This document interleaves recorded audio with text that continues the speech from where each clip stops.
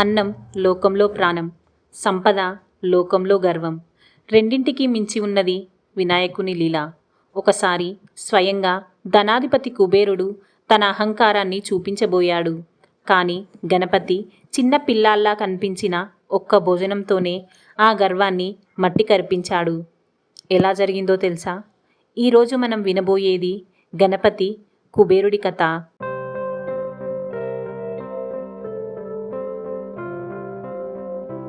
ఒకానొకప్పుడు యక్షకులకు అధిపతి, సంపదకు రాజు అయిన కుబేరుడు తనకున్న సంపద, ఐశ్వర్యం పట్ల విపరీతమైన అహంకారాన్ని పెంచుకున్నాడు.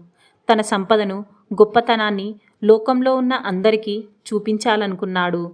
అందుకోసం ఒక గొప్ప విందు ఏర్పాటు చేయాలని నిర్ణయించుకున్నాడు.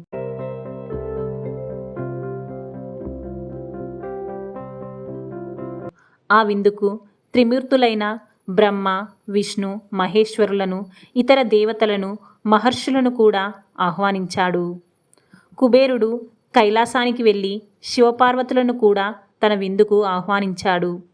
ప్రభు, నా విందుకు తప్పకుండా రావాలి. నేను మీకోసం, మీ పరివారం కోసం ఎన్నో రకాల విందు పదార్థాలను సిద్ధం చేశాను. మీరు వచ్చి నా ఐశ్వర్యాన్ని, నా గొప్పతనాన్ని చూడాలి అని అతిగా పొగుడుకుంటూ ఆహ్వానించాడు. కుబేరుడి అహంకారాన్ని అర్థం చేసుకున్న శివుడు ఒక చిరునవ్వు నవ్వి, ఓ కుబేరా, నేను రావడం కుదరదు. కానీ నా కుమారుడు గణపతిని పంపిస్తున్నాను. అతడు మా తరపున మీ విందులో పాల్గొంటాడు అని చెప్పాడు.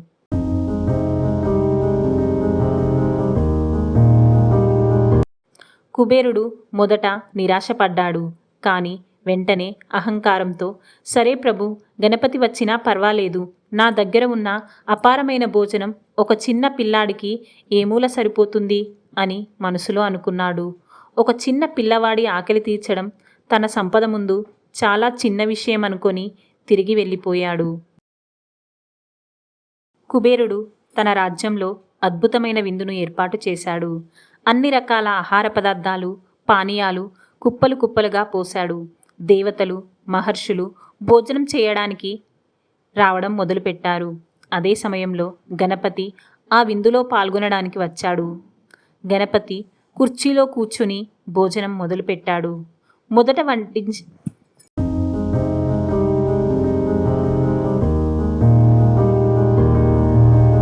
గణపతి కుర్చీలో కూర్చొని భోజనం మొదలుపెట్టాడు. మొదట వడ్డించిన వంటకాలను తిన్నాడు. తరువాత వడ్డించిన వాటిని కూడా తిన్నాడు. కుబేరుడి భటులు ఎంత వడ్డిస్తున్నా ఆయన ఆకలి తీరలేదు. క్షణాల్లో కుప్పలుగా ఉన్న భోజనమంతా మాయమైపోయింది. దేవతలు, మహర్షులు ఆశ్చర్యపోయారు. భటులు భయపడి కుబేరుడి దగ్గరికి వెళ్ళి, ప్రభు, ఆ చిన్నవాడికి ఇంకా ఆకలి తీరడం లేదు. మొత్తం విందు పదార్థాలన్నీ అయిపోయాయి అని చెప్పారు. కుబేరుడు అహంకారంతో నవ్వి, అసంభవం, నా దగ్గర ఉన్నది ప్రపంచంలో ఉన్న ఆహారం కంటే ఎక్కువ అని చెప్పి స్వయంగా గణపతి దగ్గరికి వెళ్ళాడు. గణపతిని చూడగా కుబేరుడు ఆశ్చర్యపోయాడు. గణపతి ఇంకా ఆకలి ఆకలి అని అరుస్తూనే ఉన్నాడు. కుబేరుడు మొత్తం రాజ్యాన్ని వెతికినా ఎక్కడా ఒక్క మెతుకు కూడా దొరకలేదు. గణపతి ఎంత తిన్నా ఆయన ఆకలి తీరలేదు.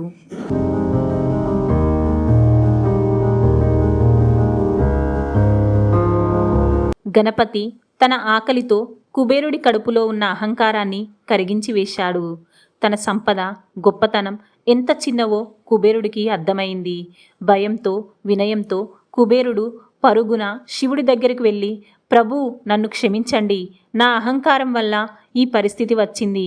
మీ కుమారుడి ఆకలి తీర్చడం నా వల్ల కావడం లేదు అని వేడుకున్నాడు. అప్పుడు శివుడు చిరునవ్వుతో, కుబేరా, అహంకారం వల్ల నీకు ఈ పరిస్థితి వచ్చింది. గణపతి ఆకలి భౌతికమైనది కాదు. అతని ఆకలి జ్ఞానం కోసం, వినయం కోసం. నా మాట విను. ఇంటికి వెళ్ళి నీ సంపదపై గర్వపడకుండా నీ భార్య వండిన ఒక పవిత్రమైన అన్నం మెతుకును గణపతికి తినిపించు అని చెప్పాడు. కుబేరుడు ఇంటికి వెళ్ళి తన భార్య చేతితో చేసిన ఒక చిన్న అన్నం ముద్దను భక్తితో, వినయంతో గణపతికి సమర్పించాడు. ఒక్క అన్నం ముద్దను తినగానే గణపతి ఆకలి పూర్తిగా తీరిపోయింది. ఈ గాథ మనకు చెబుతుంది ఒక్కటే, దైవభక్తి అంటే వినయం. కుబేరుడులాగా డబ్బు, బంగారం, సంపదతో గర్వపడితే దేవుడు మనకు అద్దం చూపిస్తాడు.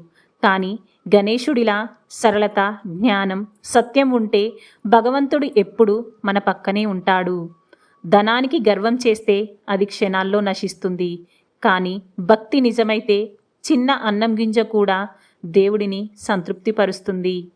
అందుకే వినాయకుని పూజలో ప్రతి ఇల్లు ఒక చిన్న పిండి వంటకం, ఒక గరిక, కొద్దిగా అన్నం సమర్పించినా ఆయన ఆనందిస్తారు. మిత్రులారా, గణపతి కుబేరుడి ఈ లీల మీకు నచ్చిందా? వినాయకుని లీలలు తెలుసుకోవాలంటే మా ఛానల్ని సబ్స్క్రైబ్ చేసి బెల్ ఐకాన్ నొక్కండి. గణపతి బప్పా మోరియా అని కామెంట్స్లో రాసి మీ భక్తిని వ్యక్తం చేయండి. మర్చిపోవద్దు.